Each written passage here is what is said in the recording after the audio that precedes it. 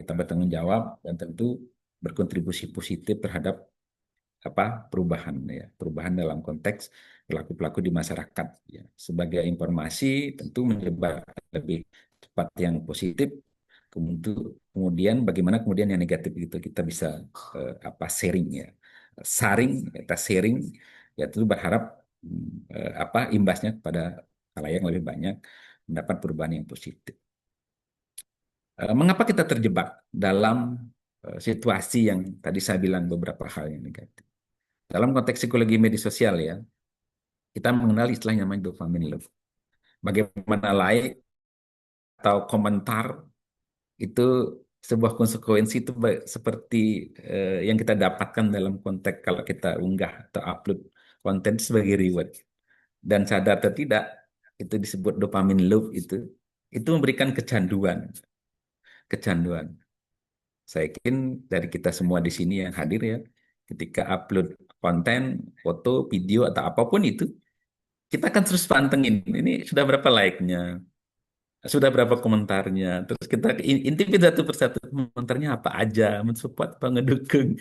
Nah itu dopamine loop namanya. Ketika itu bagian dari konsekuensi kecanduan kita terhadap konten yang kita buat atau sesuatu yang orang lain buat, kemudian nanti kita penasaran berapa sih like-nya sih, itu menjadi acuan, terlepas dari konsekuensi sekarang yang memang itu banyak komersialisnya ya, ketika viral banyak yang like yang suka, sehingga konsekuensi bagian dari monetisasi kita dapat duit ya, yang punya akun terutama. Kemudian psikologi media sosial yang lain adalah adanya FOMO, fear of missing out. Jadi bagaimana orang takut ketinggalan berita gitu, takut ketinggalan informasi. Sehingga itu tadi baru bangun pagi, bukan yang dia yang lain langsung cari HP dari smartphone, buka medsos. Apa yang lagi viral ini? Apa notifikasi yang semalam tidak sempat terlihat. Nah, termasuk dalam konteks eh, e-commerce sekarang, FOMO juga menjadi tren. Kemarin saya ada riset, kurang lebih FOMO itu berpengaruh 30%-an ya, untuk mempengaruhi perilaku orang konsumtif di dalam e-commerce. Lumayan 30% lebih. Kemudian berikutnya ada echo chamber. Echo chamber ini bagaimana perilaku kita dalam media sosial. Kita cenderung suka, follow, atau subscribe di YouTube gitu adalah akun-akun yang kita suka. Sehingga perjalanan waktu, apa yang kita suka itu membuat sesuatu bahwa lingkungan kita di media sosial itu kontennya memang yang kita support gitu. Kita suka ya itu aja kontennya yang akan terus mengisi media sosial kita. Sehingga kita kadang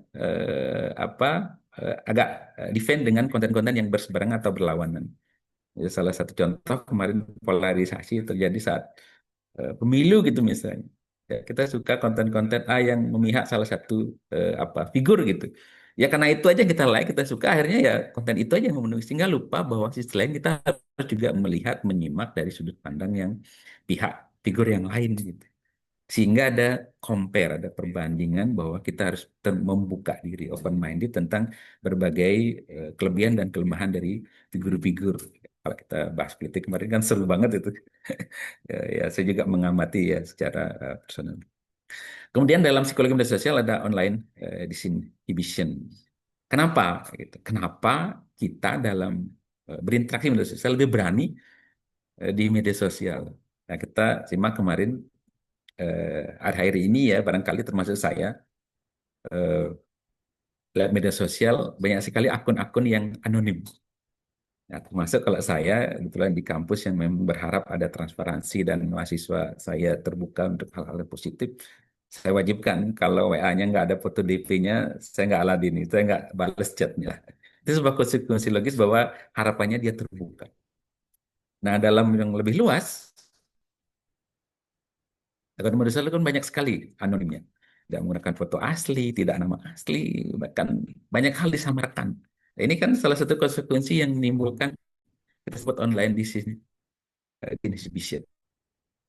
Ya, konsekuensinya apa? Berani melakukan ya komentar-komentar negatif, bullying, cyberbullying, kemudian cemooh dan komentar-komentar yang barangkali tidak berfungsi membangun. Ini yang harus kita sadari. Sehingga dengan begini, ya, konsep psikologi media sosial, apa yang harus kita lakukan. Kita harus sadar, dan kita harus mengontrol itu dan berharap bahwa semua akan melakukan perubahan-perubahan. Nah, ini yang saya tawarkan ada 4 pilar digital citizenship. Yang pertama adalah digital literasi, kemampuan untuk berpikir kritis. Yang kedua adalah digital etik, berlaku bertanggung jawab. Kemudian yang ketiga digital wellness, kemudian digital engagement.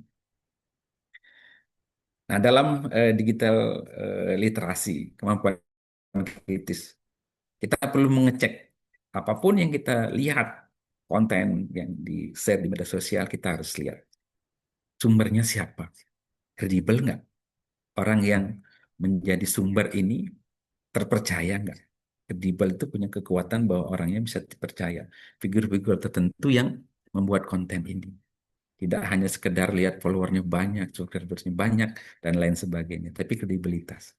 Ya tentu bisa kita compare dengan berbagai media lainnya yang dimiliki atau googling lah paling mungkin nih gampangnya gitu. Ya, kemudian tanggal, karena ada beberapa kadang ini yang menjadi sering pemicu permasalahan di media sosial. Tanggal kapan itu diekspos, kemudian upload, kemudian kita artikan sebagai saat ini, gitu.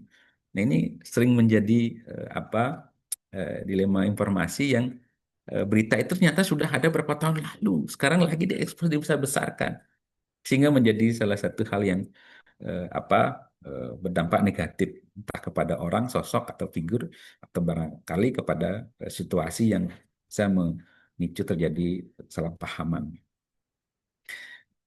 Kemudian sebelum sharing juga kita perlu cek foto asli atau editan. Nah, ini beberapa kadang kita punya aplikasi sekarang dengan mendetek apa ini foto asli atau editan, kita bisa lakukan. Termasuk cross check di media lain ini dari saya bilang. Except yang pernah saya cek ya, barangkali ini salah satu rekomendasi juga itu ya, ada turn back hoax, kemudian ada cek fakta, ada Google reverse image search. Ini bisa kita lakukan. Jadi ingat, ya, satu hal ada hoax menyebar karena kita yang share. Nah, salah satunya karena kita yang lakukan, berasumsi kalau kita masih bisa cegah, coba kita lakukan perubahan itu, jangan share info-info yang barang kita sepatutnya share. Kemudian yang berikutnya digital etik. Ya, saya menawarkan framework tentang Ting, ya. Ting ini berasumsi sebelum posting, sebelum menyimak konten yang ada di media sosial, kita perlu lihat kategori Ting ini. Ya, true. Apakah benar? Kita punya konten, foto, video, apakah benar? Kita telusuri dulu kebenarannya. Kalau benar, dia dengan deskripsi yang lebih lanjut, apa ceritanya. Tidak hanya sekedar foto yang berasumsi itu nanti menjadi salah persepsi, mispersepsi oleh netizen. Kemudian yang kedua, kita perlu pastikan apakah konten atau apa yang akan kita share itu adalah bermanfaat. Kita pikirkan bermanfaat gak nih? Konten ini bermanfaat gak sama orang?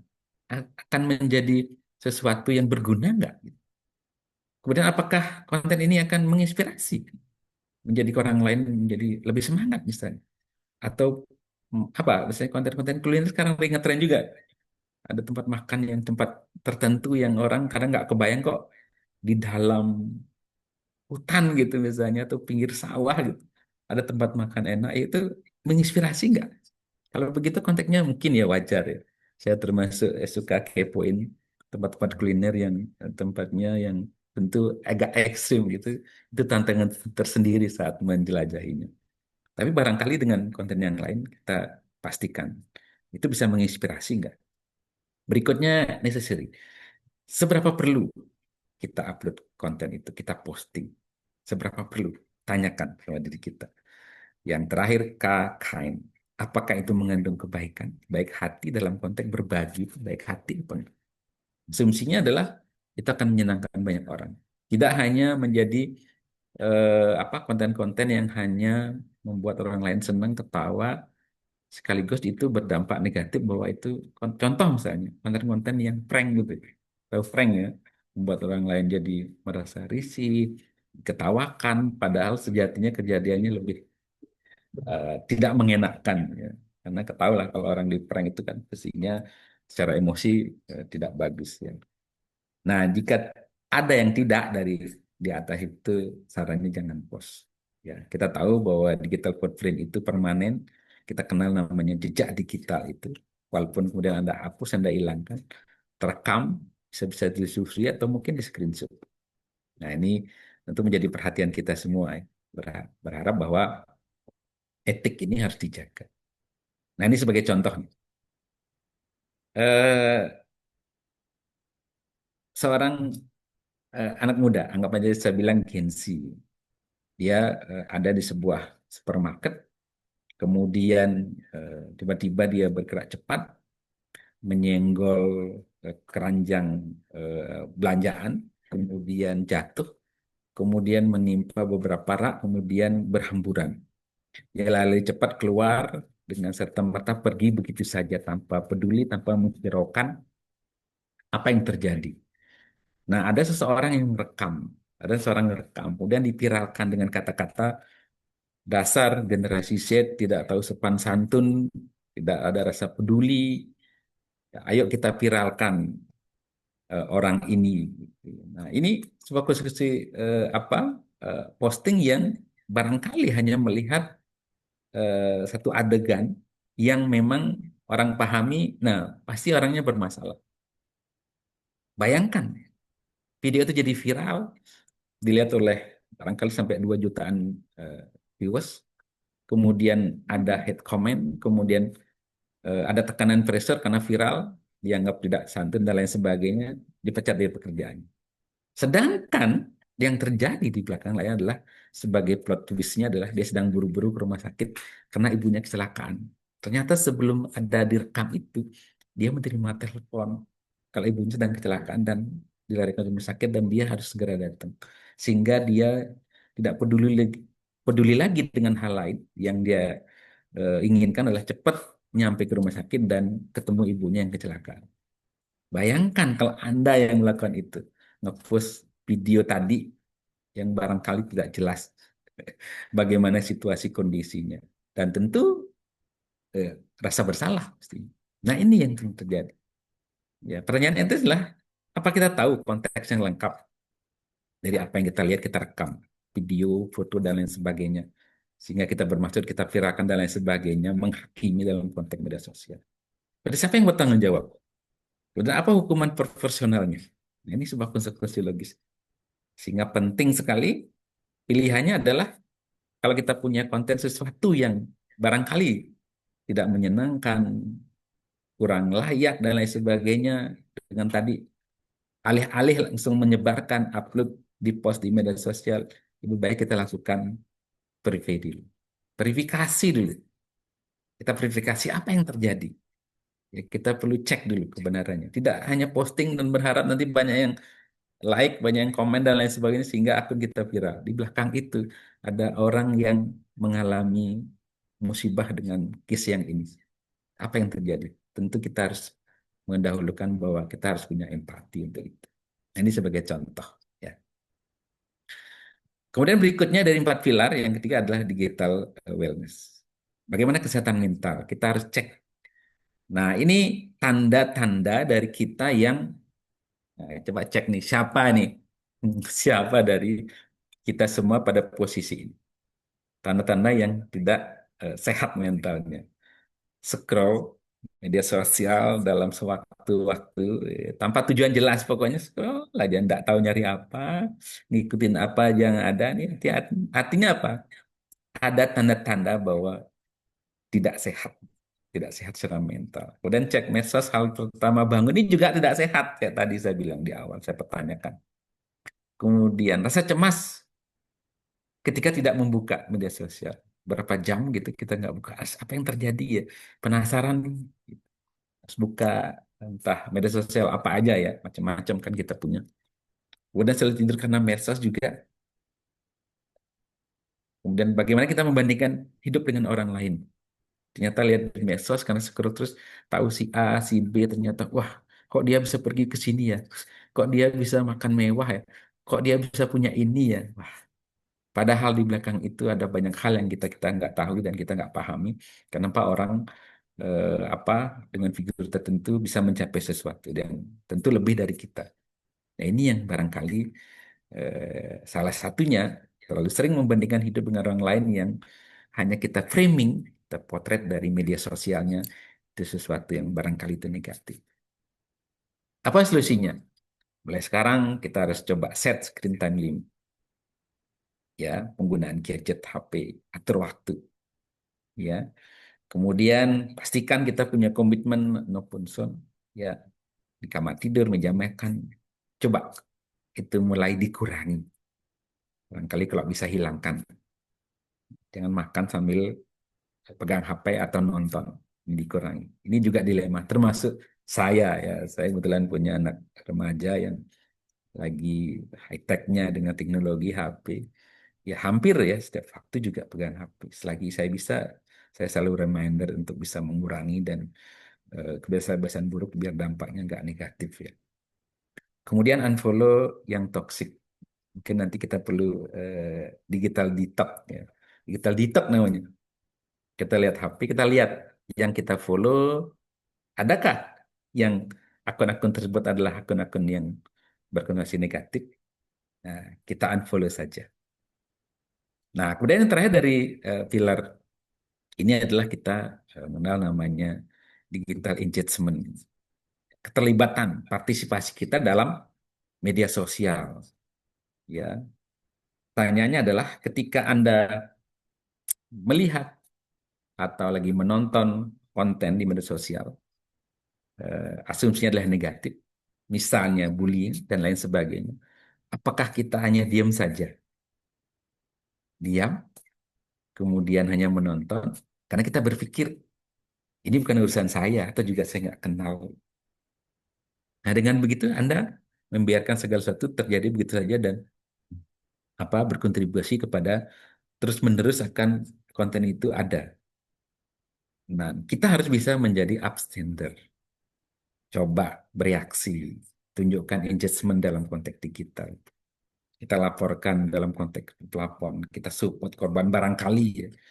Kalau kita memang kenal barangkali ataupun nggak kenal, kita support secara personal atau reminder tentang konten yang di-upload itu bahwa itu tidak baik dan lain sebagainya. Ya, jadi tidak dalam konteks seolah-olah ikutan berkomentar negatif dan itu ikut jadi viral. Ya, saya sering beberapa kali juga punya pengalaman serupa ketika ada teman atau kawan yang post sesuatu yang tidak menurut saya etis, itu saya ingatkan, saya screenshot, saya reminder. Bisa nggak konten ini tidak diupload? Nggak enak rasanya. Apalagi apa dalam konteks media sosial itu kan saya bilang tadi jejak digital itu luar biasa ya. Jadi permanen nantinya ketika disimpan oleh beberapa orang.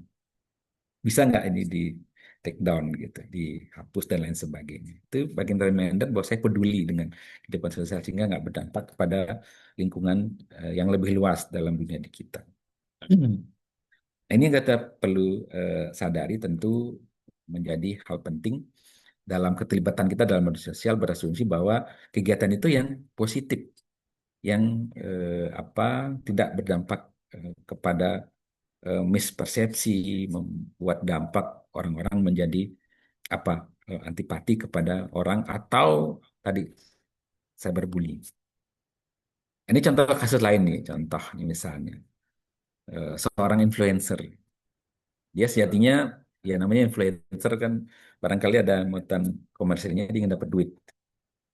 Ada sebuah produk ditawarkan, kebetulan influencernya adalah eh, apa eh, suka nge-gym, suka olahraga, hidup sehat barangkali ya.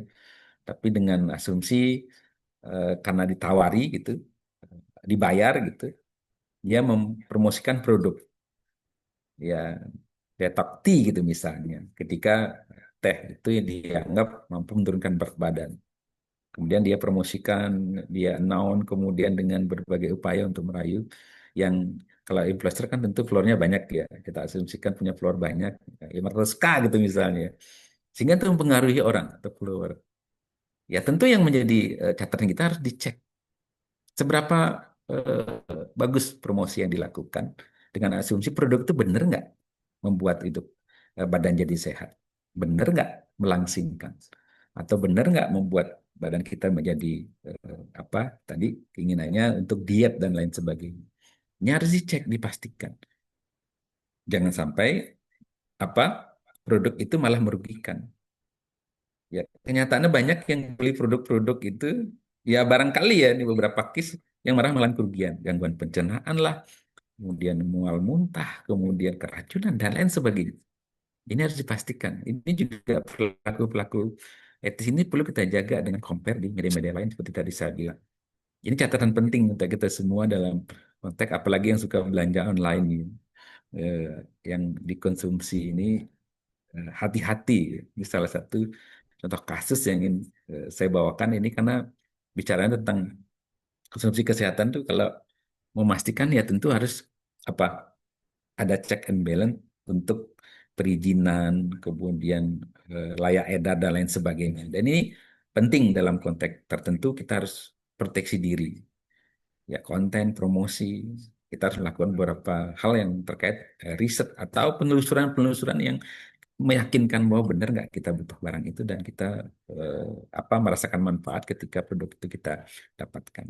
Jadi kita perlu apa saya sebut healthy skepticism. Nah ini penting khusus untuk kesehatan ya, terutama bagaimana kita belanja banyak produk di. Nah ini udah saya bahas tadi tentang echo chamber dan polarisasi. Tentu berharap bahwa kegemaran kita dalam like, follow, dan subscribe konten-konten tertentu berharap kita mendapatkan informasi yang memang kita suka. Ternyata kita lupa.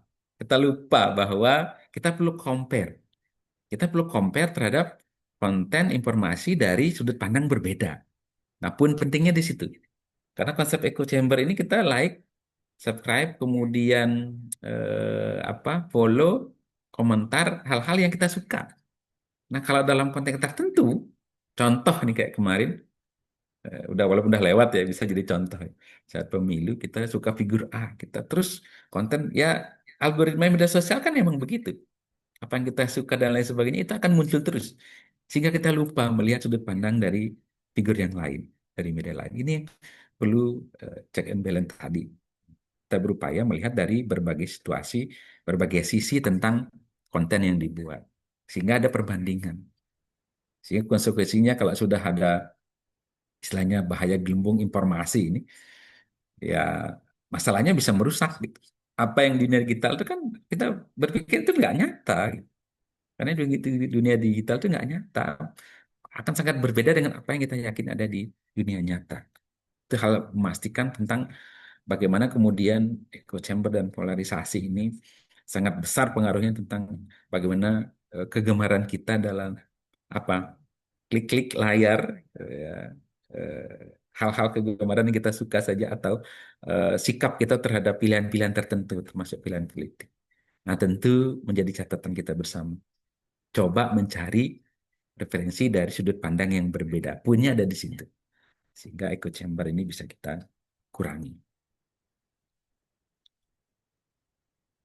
Nah, kemudian yang berikutnya saya ingin bahas tentang parenting. Parenting ini apa? Ya, tentu dari kita beberapa yang apa mungkin sangkatan ya seumuran sama saya punya anak atau mungkin adik-adik Mas Joni punya adik kecil ya hati-hati kalau posting konten eh, atau foto atau video apapun tentang anak ini eh, saya sangat setuju bahwa anak itu punya hak bisa dari slow atau enggak kadang orang tua kadang iseng gitu. Dia rekam dia foto anak kecil yang lucu-lucunya kemudian di posting sejatinya secara ini itu melanggar. Kalau si anak bisa komen, mungkin dia bisa berpendapat nggak akan mau gitu. Apalagi konsekuensi itu hal yang tanda petik ya tidak positif. Atau istilah lain kadang banyak orang bilang mengeksplorasi anak dalam konten media. Ya tentu sebelum post foto anak harus pastikan minta persetujuan lah paling tidak. Anak setuju apa enggak nih? Ya, kemudian dapat respect nggak kira-kira? Aman nggak gitu? Karena itu yang jadikan masalah ketika posting konten tentang anak ini bahwa banyak hal terjadi ketika dia di masanya beranjak apa besar begitu. Eh, Kenang-kenangan itu menjadi satu hal yang barangkali tidak akan positif kan kasihan ya. Ya walaupun barangkali si anak tidak bisa eh, banyak menyampaikan keluh kesahnya kalau dia nggak suka, namun juga anak ya. Nah orang tua sekarang harus punya kontrol situ untuk bagaimana membuat anak atau lingkungan sekitar kita yang konten foto anak itu tidak terlalu banyak dieksplorasi. Ya. Nah, apa yang saya lakukan? Nah, ini bukan sebuah lagu ya, lagi tren kemarin kan ada lagu tuh ya. Eh, saya lupa liriknya gimana ya. Oh itu, jika tidak hari ini gitu ya, mungkin minggu depan. Kalau tidak minggu depan, mungkin bulan depan. Coba kita mulai lakukan action plan ini. Ya, ini barangkali himbauan atau saran ya masukan dari saya untuk berbagi karena saya berharap webinar ini akan sangat berguna bermanfaat untuk kita lakukan bagaimana kemudian kita berperilaku lebih etis dalam bermedia sosial. Coba kita atur screen time untuk smartphone kita, gadget kita batasi ya. Kemudian kita cek, kita lakukan apa detak-detak ya, digital detak ya. Hari ini misalnya kita cek lagi, ini paling mudah ya kita masuk akun, kita lihat siapa yang kita follow ya. Oh ada nggak akun-akun yang kira-kira kita yakini punya konten-konten yang negatif? Kita unfollow saja ya, unfollow, unfollow. Nah ini sebagai filter bahwa kita harus memfilter sehingga nanti tidak muncul di feed kita itu juga akan sangat mempengaruhi. Dan minggu depan seperti apa? Ini saya buatkan kurang lebih ya action plan yang bisa kita lakukan yang bagaimana kemudian mengurangi konten-konten yang nggak benar yang negatif itu muncul di feed kita ya digital detox saya sebut digital detox ini untuk memfilter apa-apa yang akan muncul di, di layar. Nah, itu sebenarnya bisa saja nih silakan nanti dimodif di apa dirancang lagi sesuai dengan kebutuhan. Yang jelas kita harus melakukan perubahan untuk itu melakukan screening ya. Saya sebut digital detox untuk akun-akun media sosial kita. Kita cek kan kita tahu siapa yang kita pernah follow tanpa sengaja dan lain sebagainya dan kita filter untuk dijadikan acuan untuk melakukan perubahan. Oke. Kemudian apa yang menjadi kata kunci kita yang kita ambil? Ada 5 hal yang ingin saya sampaikan. Digital citizenship-nya adalah skill yang bisa dipelajari. Kita menjadi warga dunia maya, dunia warga digital. Saya sebut warga digital. Sehingga tadi di awal saya bilang kita tidak hanya menjadi pengguna, tapi jadi warga yang baik, yang peduli, yang kita nggak menutup mata bahwa kita perlu dunia digital karena mempercepat informasi, terutama informasi penting terkait dengan kehidupan kita sehari-hari. Barangkali informasi-informasi itu kita sangat perlukan. Ini kita harus punya skill untuk bagaimana bisa mengontrol, mengendalikan media sosial minimal yang kita punya. Kedua, setiap klik adalah pilihan etis. Apa yang kita scroll, kita berikan pilihan-pilihan tertentu. Pilihannya apa? Mau like, mau komentar, itu kan pilihan kita. Atau mau sharing, pilihan kita. Pastikan itu ada unsur etisnya. Dengan konteks tadi apa? Think. Think itu ya. True, helpful, dan lain sebagainya. Kemudian verify. Lakukan verifikasi. Yang keempat, jaga kesehatan mental Anda. Nggak bisa kurangi. Ya, kalau tadi riset 4 jam itu, ya, saya nggak tahu, mungkin lebih ya, saya nggak tahu kalau para peserta ini bisa lebih ya. Saya nggak tahu, mahasiswa saya ini bisa lebih dari 4 jam kali sehari.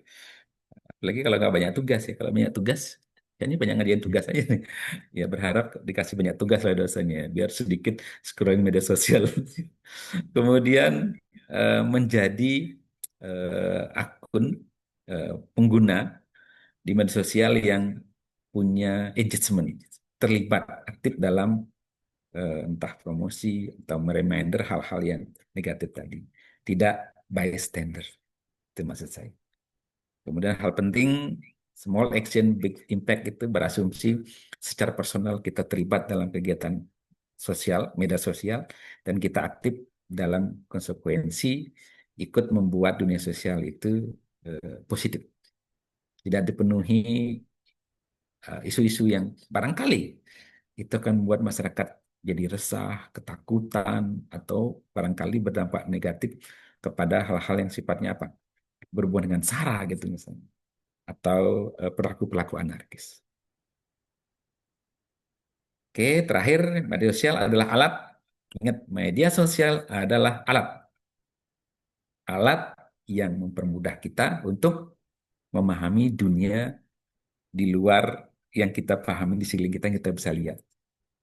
Sekeliling kita ya nyata. Karena pentingnya media sosial. Kita kenal si A, si dari berbagai belahan dunia dari media sosial. Sehingga kita harus menentukan dengan media sosial yang ada di tangan kita, dengan akun yang kita kendalikan, yang kita punya, kita maunya apa nih? Apakah itu akan jadi jembatan atau jadi tembok barangkali yang akan membatasi kita? Atau akan menjadi obat atau menjadi racun? Itu akan bermanfaat atau memberikan dampak negatif? Nah, kita yang pegang. Kita harus bisa tentukan. Jadi pilihan kalau ada dengan kita, mari kita bersama membangun ekosistem digital yang lebih sehat. Berperilaku etis, bukan tadi ya prinsip think itu untuk share dan memfilter apa yang menjadi hal-hal yang semestinya kita harus lakukan, berkontribusi, ya, small action, ya, big effort. Itu yang ingin saya sampaikan, Mbak Emilia.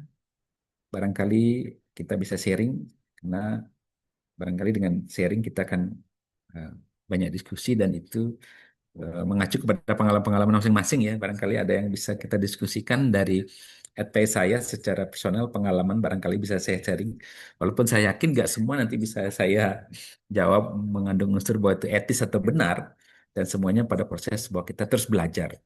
Karena teknologi ini dengan dahsyatnya luar biasa sekali perkembangannya. Ada hal-hal tertentu yang kadang kita harus mulai proteksi diri. Apalagi kita sekarang isu-isu tentang keamanan ya, keamanan cyber, verifikasi dan lain sebagainya. Semua pada konteks standby, hati-hati ya. Kita gunakan, kalau saya bilang di kelas saya ajar, HP ini sudah menjadi kebutuhan dasar buat kita, tidak hanya makan. Oke, saya kembalikan ke moderator Mbak Emilia. Baik, terima kasih kepada Bapak Imandi Widiantara SPSI MSI CPR CCM atas materi yang sangat luar biasa Bapak dan bermanfaat sekali tentunya untuk kita semua. Baik, langsung saja kepada Bapak Ibu dan teman-teman. Bagi yang ingin bertanya, boleh menggunakan fitur raise hand-nya atau melalui kolom chat. Baik, itu pertanyaan pertama dari Bapak Anjar Mahmudin. Kepada Bapak Anjar, kami persilakan Bapak. Terima kasih. Assalamualaikum warahmatullahi wabarakatuh. Kepada Waalaikumsalam. bahwa komunikasi yang sehat itu baik dia secara agama maupun sosiologi ya memang dituntut untuk beretika dalam berkomunikasi. Kadangkala kita dalam berkomunikasi baik di media sosial atau secara langsung face to face itu ada gaya tersendiri. Kalau kita, maaf di situ orang Batak agak kasar ngomongnya, tapi hatinya belum tentu kasar. Nah, kalau kayak orang kita Jawa, suku Jawa, ya lembek-lembek, walaupun injak kakinya itu, ya, maaf mas, kayak gitu kan. Oleh karena itu, menurut Bapak, membangun etika komunikasi yang betul itu baik dari berbagai tinjauan, baik psikologis, baik ilmu komunikasi maupun ilmu agama, kira-kira langkah-langkah yang perlu, apalagi kita pemanya seorang tenaga pendidik, bahkan etika komunikasi jadi kita seorang pimpinan di suatu dinas, itu kira-kira bagaimana kira-kira itu Pak narasumber? Mohon pencerahannya. Saya kembalikan. Assalamualaikum warahmatullahi wabarakatuh. Waalaikumsalam warahmatullahi wabarakatuh. Baik, Bapak Widiantara, boleh langsung dijawab, Bapak? Oke, langsung ditanggapi ya. Terima kasih Pak Anjar dari sebenarnya beliau dari Sumatera ya Pak Anjar ya. Dari Sumatera Utara, Kabupaten Padang Lawas, Pemekaran dari Kabupaten Tapanuli Selatan. Oke. Terima kasih, senang bertemu dengan Bapak walaupun hanya online ya. Barangkali ini salah satu kekuatan media sosial juga ya. Yang seyakinnya saya kalau dunia nyata mungkin nggak akan ketemu Bapak nih kalau nggak di sini ya. Jadi pertanyaan sangat bagus, bagaimana kita berupaya apa berkomunikasi di media sosial dengan berbagai latar belakang yang berbeda. Kalau tadi Pak Islah kan dari orang Batak yang sering ya, saya pun punya teman Batak ya, kadang kalau ngomong tuh agak keras kencang, tapi maksudnya baik gitu. Dan suka nyanyi, itu suaranya bagus banget ya.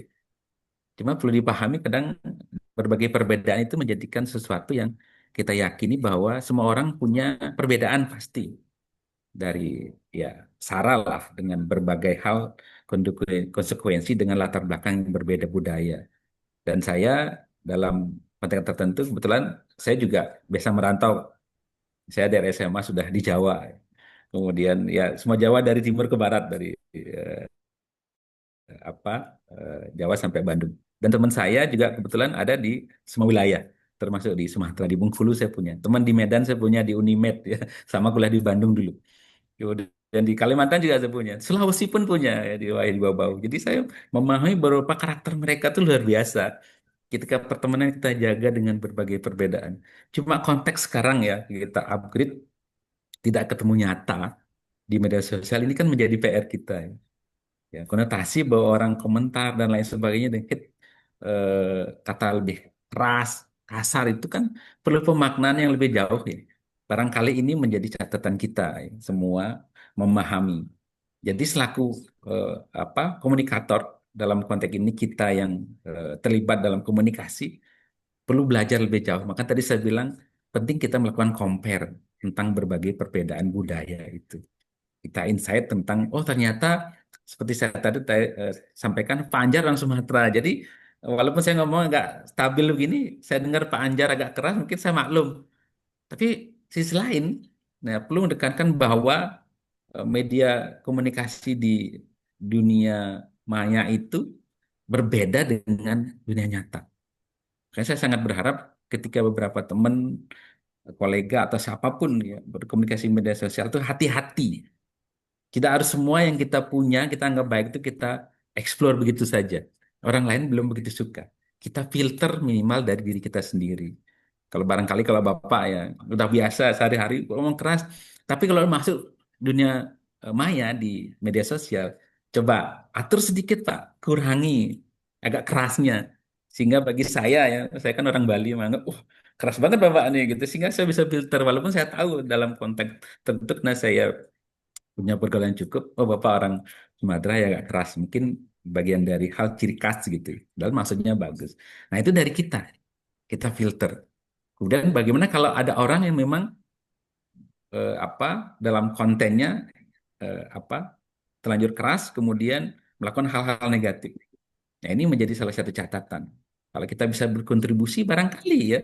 Tadi saya bilang mereminder, menegur bahwa Bapak misalnya ya, saya sering beberapa kali lakukan. Saya akan DM atau dengan akun ya kan kita bisa punya akses direct message ya. Pak ngomongnya keras banget. Ini serius Pak? Ini serius apa bercanda? Enggak, bareng kalau udah begitu kan berikutnya personal ya. Ya maaf, mungkin saya agak keras ya di media sosial. Iya, ini perlu hati-hati Pak. Ya ini persisnya bisa macam-macam. Nanti bisa jadi masalah. Nah itu kita bisa lakukan. Nah, kan saya bilang kita perlu digital engagement dengan konsekuensi melakukan reminder, melakukan perbaikan-perbaikan. Yang maksudnya tadi, walaupun kelihatan kecil seperti dari personal kita bisa lakukan. Kita kasih saran ya, kita lakukan sesuatu yang barangkali itu bisa merubah. Yang asumsinya bahwa kita bermain di media sosial adalah pakemnya, yaitu tadi, iya kalau orang memahami perbedaan masing-masing, kalau tidak, tanggapannya kan bisa lain-lain. Itu yang membuat menjadi mispersepsi dan cenderung menjadi eh, apa eh, apa namanya dampak negatifnya jadi permusuhan, jadi membenci dan lain sebagainya. Karena sudut pandang yang berbeda. Ingat bahwa rekaman dalam konteks di media sosial itu hanya sepersekian dari total kontak yang dibuat.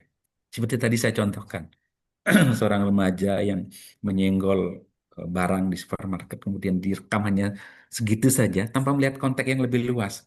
Kalau ternyata si remaja ini lagi kebingungan kemudian tegang karena ibunya lagi masuk rumah sakit baru dikabarin kalau lagi kecelakaan. Nah, ini jadi penting. Makanya perlu kita filter dari diri kita dengan asumsi kita harus bisa menjaga apa yang kita lakukan. Sehingga kata kuncinya tidak semua yang kita anggap baik sekalipun kita share. Kita harus pilih-pilih. Kita filter, lakukan think itu tadi. Think itu helpful. Kemudian dan berikutnya sampai kind. Itu harus kita pastikan kita bisa lakukan. Gitu. Barangkali itu dari saya, Pak Anjar. Semoga berkenan. Barangkali kalau kita bicara tentang bagaimana konsep dari perilaku sosial itu, era sekarang kan nyaris kita sangat terkoneksi, terhubung satu sama lain. Dan saya yakin pada hal tertentu, ya, semoga kita mampu punya kendali diri untuk melakukan hal-hal positif. Makanya dari kita pun kita juga filter. Contoh figur yang tanda petik ya, suka konten-konten negatif, ngeprank, ya coba kita jangan follow deh. Kita jangan komentari. Kalau hal negatif kita tidak simak, kita lewati saja dan kita berharap konten tersebut tidak terus berkembang. Nah, kalau kita follow, kita subscribe, kemudian kita like, kita komen, tentu menjadi semakin banyak. Dan ini semakin banyak orang yang akan menyimak. Sehingga apa berasumsi dampaknya kan negatif. Nah, itu kurang lebih ya. Kalau tidak salah saya tangkap tadi pertanyaannya Pak Anjar tadi. Semoga berkenan Pak Anjar. Barangkali kalau Oke, Pak Anjar tangkap. Pak, mudah-mudahan bisa saya pahami dan bisa menjaga sebetulnya lisan dan tangan kita selama ini, apalagi membaca postingan kawan-kawan di media sosial. Kadang-kala kan bahasa kita itu memaki, kita telisik dulu, betulkah yang atau tidak. Kadang-kala kan langsung dibilang binatang gitu kan Pak kan, dibilang yang ini kan, ya, sehingga kalau eh, nanti ada yang mengadukan terkena undang-undang ITE kan gitu Pak kan. Nah, itu aja. Kasih saya kembalikan, terima kasih atas jawabannya Pak gitu. Oke. Semangat Pak Anjar. Semoga kita bisa mulai dari diri kita. Saya kata kunci tadi mulai dari kita. Kita coba atur, Ya, kelola bagaimana kita bermedia sosial. Ya, tentu berasumsi orang lain akan, kita kan nggak mungkin, kamu jangan gini, jangan gitu. Lah, emang siapa lu ngatur-ngaturnya kan salah juga. Kita atur mulai diri kita. Paling nggak tidak kita yang melakukan gitu. Ya. iya. Terima kasih Pak Anjar, luar biasa. Sama-sama Pak. Baik, terima kasih kepada Pak Anjar atas pertanyaannya. Selanjutnya pertanyaan kedua ya Pak, dari Bapak Ahmad. Kepada Bapak Ahmad, disilakan Pak untuk pertanyaannya.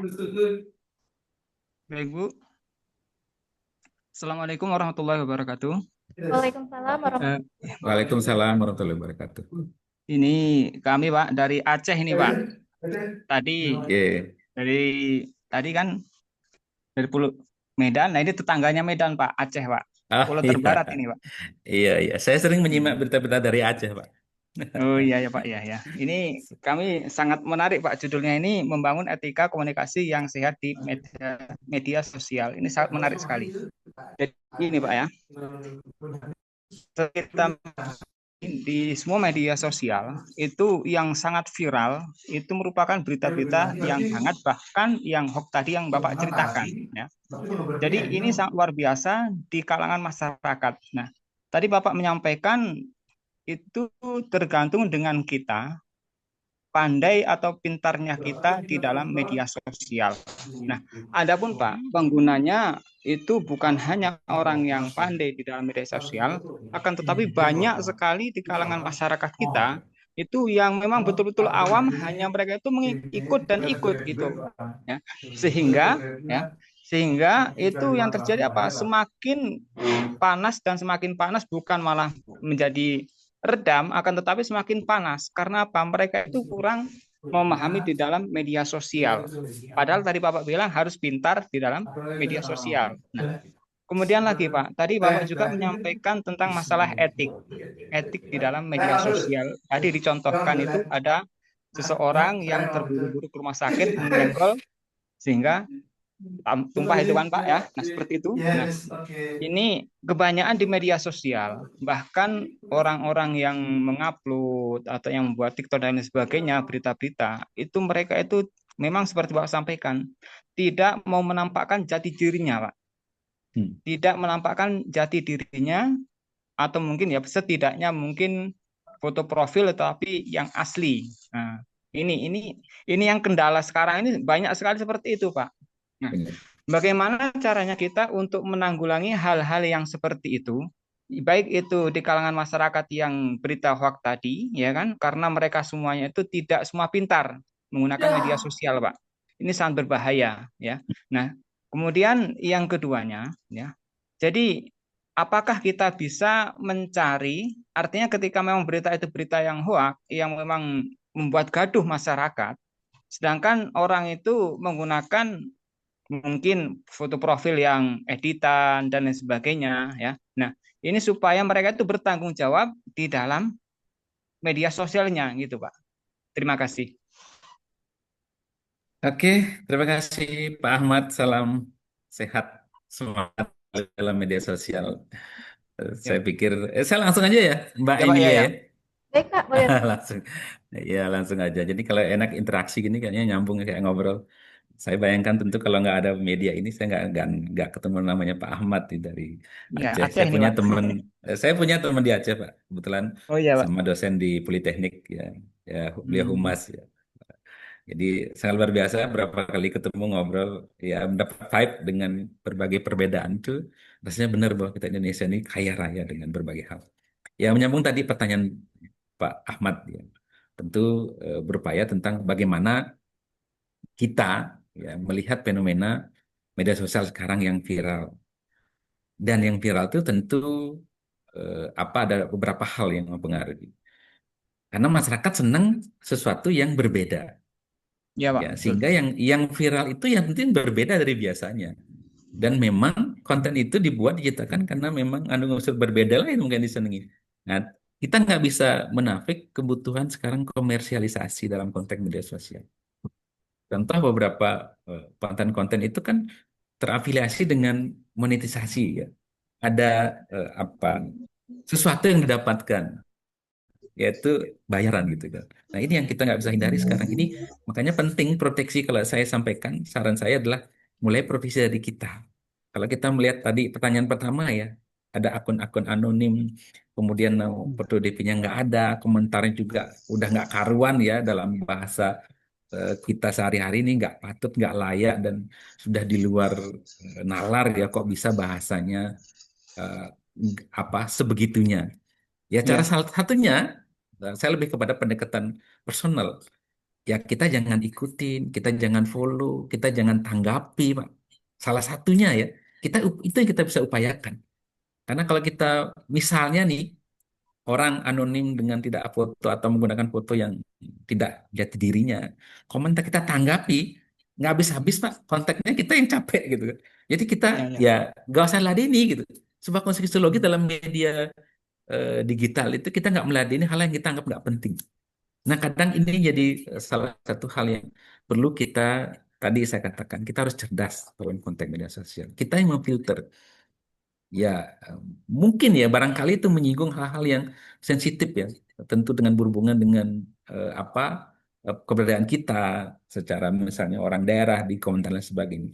Kalau kita lihat orang tersebut, ini orang, apalagi misalnya kita cek lebih jauh, klik akunnya, ini followernya nggak Ya, banyak, nah ini pasti orang yang tentu bermasalah atau mungkin dari itu akun-akun anonim yang hanya memancing keributan dengan asumsi followernya nggak banyak, kemudian profilnya nggak ada, kita bisa abaikan. Hal itu tuh barangkali orang-orang yang ingin memancing sesuatu yang ingin apa berimbas mendapat banyak dampak ya dari komentarnya, dari apa yang diupload. Nah ini kita hati-hati.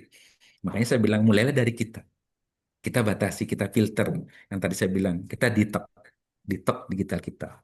Kita unfollow hal-hal yang barangkali akun-akun yang kita anggap tidak positif, tidak baik. Kita bersihkan. Dan asumsinya kita akan mulai membiasakan untuk kontrol diri. Ya, kalau ada yang positif, nah itu yang kita perlu eksplor lebih jauh. Kita like, kita kasihkan komentar, kita sharing barangkali. Nah, kalau yang kebalikannya, kita outkan dari feed kita. Nah, maka tadi saya bilang di tab itu, Pak. Itu ya, Pak, pertanyaan pertama tadi, bagaimana kita harus melakukan sesuatu. Tentu berawal dari kita. Maka saya lebih berorientasi dengan webinar ini, kita bermulai dari diri sendiri. Ya, action kecil yang kita punya, berharap dampaknya lebih besar. Karena tangan kita yang salah klik ini barangkali itu salah nanti berdampaknya luar biasa kepada peningkatan apa like, follower dan lain sebagainya yang banyak. Makanya kita usahakan jangan lakukan itu, jangan support, jangan like, jangan komen gitu. Itu ya Pak, kurang lebih yang saya tangkap dari pertanyaan Pak Ahmad. Siap, Semoga kita siap, bisa siap. sharing dan saya berharap Pak Ahmad punya kehidupan digital di media sosial yang positif, yang bagus, dan Amin, saling amin. kita sharing untuk hal yang positif Pak. Ya, Pak. Gitu Terima Pak. kasih, Pak. Ya, Baik, terima kasih Bapak atas jawabannya. betul. Selanjutnya ada pertanyaan dari Ibu Ida Ayu. Kepada Ibu Ida Ayu, dipersilakan Ibu. Om Swastiastu, selamat sore, Assalamualaikum. Selamat Selamat sore. sore. Salam hormat. Waalaikumsalam. Saya perkenalkan diri dulu Pak Dayu Praba, salam hormat, salam kenal, saya adik kelas Bapak. Salam hormat. Eh, salam hormat, luar Ketemu online biasa juga. saya bisa mendengarkan karena sepintas-sepintas kalau kita di kampus hanya tersenyum-tersenyum saja Pak, senyum-senyum Iya, aja, belum pernah berkenalan secara berdiskusi utuh. lebih jauh. Itu menarik Pak perbincangan Bapak hari ini terkait framing, terkait plot twist, terkait apa namanya kesehatan mental. Kasus yang lagi in saat ini adalah Yaimin. Oke. Seorang dosen UIN, seorang dosen yang mungkin terkena plot twist dan framing yang berlebihan dari lawannya, Ibu Sahara.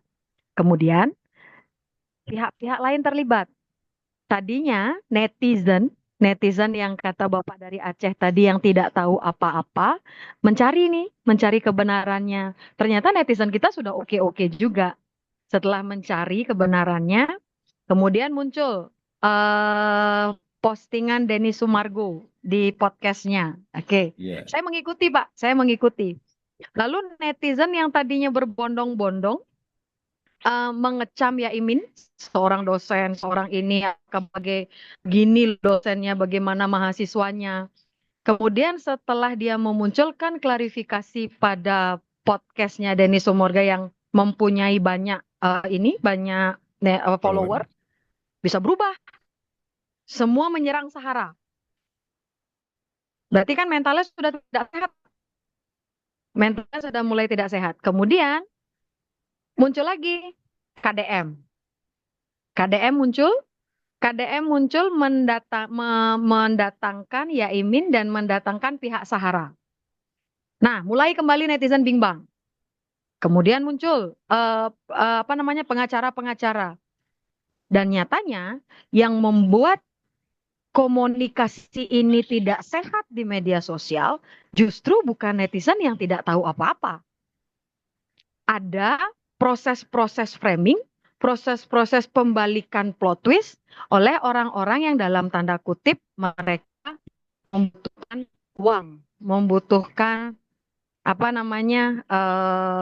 algoritma tadi yang ada di Facebook kah, Twitter kah, dan lain sebagainya. Ada komoditi finansial di sana, Pak. Bagaimana kita sebagai insan komunikasi ini untuk menyampaikan hal seperti itu ketika plot twist-nya memang dimainkan, framingnya memang dimainkan oleh komoditi-komoditi seperti itu. Terima kasih Bapak, mohon pencerahannya. Terima kasih. Oke, terima kasih Bu Dayu. Terima kasih udah join dan komentar. Kalau posisinya mungkin beliaunya lebih senior mungkin ya, tapi posisinya ini masa adik kelas saya di prodi S3 ya. Terima kasih Bu Dayu. Ya walaupun sering ketemu senyum-senyum tapi nggak pernah ngobrol jauh ini kayaknya. Nanti kita perlu ngobrol reuni nih. Bukan reuni lagi ya, kumpul ya di kampus ya. Jadi ini sebenarnya saya juga menyimak, tapi jujur aja saya nggak begitu dalam menyimak ya apa yang terjadi belakangan ini, terutama tentang Yaimin dan siapa Sahara ya. Saya cuma sepintas-sepintas aja. Karena terlalu banyak hal yang saya lakukan yang barangkali hemat saya lebih positif dari hanya menyimak berita itu yang nggak ada related dengan apa yang saya kerjakan. Itu cuma buat asumsi bahwa sudah aja gitu.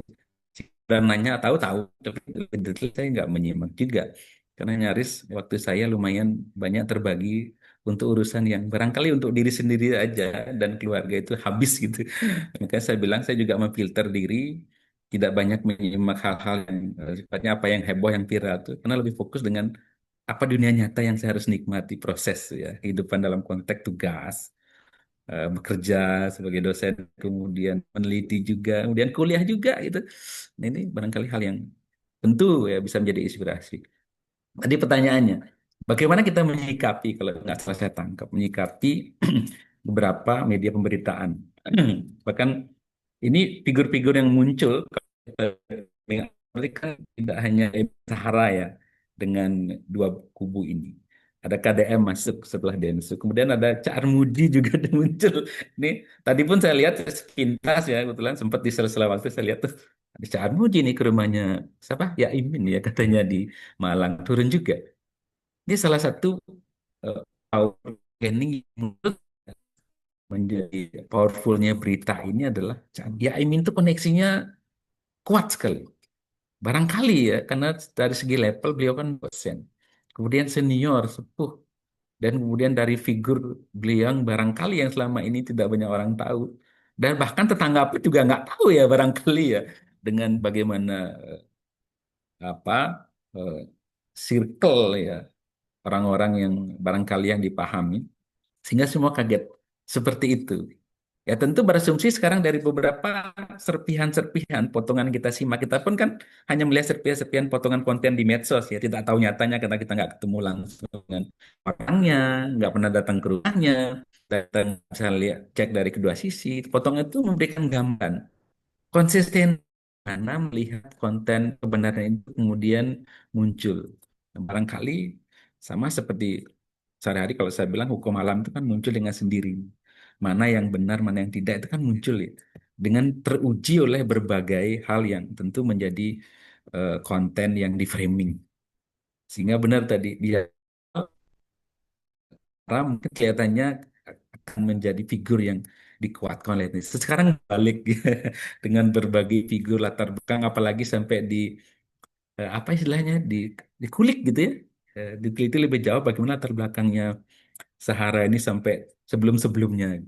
Itu kan membuat sebuah benang merah. Dan saya yakin ini juga menjadi catatan penting dalam dunia digital. Makanya hati-hati ketika sekarang kita meninggalkan apa di dunia digital, itu akan terbawa sampai selamanya, yang akan terekam. Dan hati-hatian itu kita mulai mawas diri. HP ini walaupun kita pegang, saya meyakini nggak ada yang tidak sekarang terpublish walaupun itu private ya. Hati-hati gitu. Nah, menyikapi ini, saya menemukan benang merah. Tentu ini lagi proses berjalan ya. Saya nggak mau terlalu jauh nanti dibilang terlalu menganalisis ya. Karena ini kan apa isu yang menurut saya jadi isu nasional ya. Karena di situ seperti tadi saya bilang, konteks yang terlihat di konten media sosial itu kan hanya sebagian kecil. Yang lebih di belakangnya banyak. Nah, ada di situ isu SARA, isu yang mana benar, yang mana apa eh, apa istilahnya digerakkan atau banyak hal lah terjadi di belakang. Sehingga saya melihat secara konteks komunikasi bagaimana kemudian netizen mulai bergerak pada proses yang lebih cerdas. Tadi saya bilang compare, membandingkan, mereferensikan. Jadi makanya kalau kita jadi digital citizenship itu salah satunya tidak hanya terpaku pada satu dua media saja. Kita harus simak dari media lain atau dari sumber lain. Apa yang terjadi? Nah, ini yang menurut saya kita perlu biasakan. Sehingga tidak hanya melihat dari akunnya. Contoh, kalau kita hanya follow akun-akun beritanya tentang Sahara aja, mungkin versi Sahara aja kita paham. Coba dari akunnya ini. Atau yang lain. Nah, ini yang penting. Saya yakin salah satu hal, kalau saya analisis ya, personal ya pendapat saya, ya Imin itu bukan orang sembarangan. karena dia dosen di UIN lagi. Kemudian dia mampu berbagai hal memainkan peran yang sampai saat ini ya ketemu orang besar dan itu kan nggak gampang. Kemudian dari komentar-komentar beliau dengan asumsi ya menyatakan berupa golongan fanatisme dan lain sebagainya tentang kedaerahan itu sisi lain bukan orang sembarangan. Tapi kita lihat dari sudut pandang yang berbeda. Itu kadang menjadi salah satu jargon hati-hati. Karena sudah menyebut nama kedaerahan, fanatisme itu bisa memicu orang-orang di sekitar yang barangkali akan mulai apa eh, membahayakan orang-orang yang tidak ikut terlibat, pihak-pihak yang tidak langsung eh, apa eh, ada di dalam permasalahan. Ya barangkali kalau saya ya dengan opsi sebagai netizen hanya bisa ya melihat nonton apa yang terjadi berikutnya. Mungkin saya berharap ada kesepakatan bahwa sudahlah permasalahan itu bisa diselesaikan. Yang jelas kedua belah pihak bisa saling memaafkan. Apapun terjadi, saling legowo mungkin salah satunya tetap bahwa secara umum ya, manusia kan boleh salah ya. Dan manusia nggak pernah salah. Minta maaf itu salah satu sebuah konsekuensi bahwa kita masih manusia. Barangkali ya, kalau saya melihat itu sebuah media, bagaimana kemudian framing yang dibuat, melibatkan banyak orang, sehingga opsi lain sekarang kan berita sara itu mulai berkurang. Ya, I mean yang banyak, karena melibatkan figur tokoh-tokoh yang muncul di publik. Sehingga orang meyakini, ya ini orang baik gitu. Nah, walaupun saya nggak tahu di belakang layar, seperti tadi saya bilang, saya nggak menyimak terlalu jauh, mungkin bagian karena saya nggak cukup waktu ya untuk menyimak terlalu detail. Tapi inilah konsekuensi framing. Netizen yang cerdas, yang bijak, tentu bisa memfilter. Tadi saya bilang, filter yang mana hoax, yang mana kebenaran. Kita banyak punya referensi. Sehingga berasumsi, referensi yang saya maksud yang benar itu tidak arti yang viral. Tapi kita yakini bahwa ada unsur kebenaran. Lebih jauh adalah nanti bicaranya data gitu, data, waktu, apa yang terjadi kita kita bisa sinkronkan. Dan tadi kalau Budaya bilang eh, netizen kita tuh cerdas kok sekarang, cerdas saya juga mau ini bahwa